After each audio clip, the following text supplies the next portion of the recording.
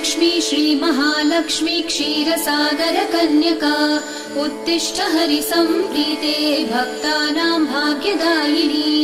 श्रीलक्ष्मी श्रीमहालक्ष्मी क्षीरसागरकन्यका उत्तिष्ठ हरिसम्प्रीते भक्तानां भाग्यदायिनी। उत्तिष्ठोत्तिष्ठ श्रीलक्ष्मी विष्णुवक्षस्थलालये उत्तिष्ठ करुणापूर्णे लोकानां शुभदायिनी। उत्तिष्ठोत्तिष्ठ श्रीलक्ष्मी विष्णुवक्षस्थलालये उत्तिष्ठ करुणापूर्णे लोकानां शुभदायिनी।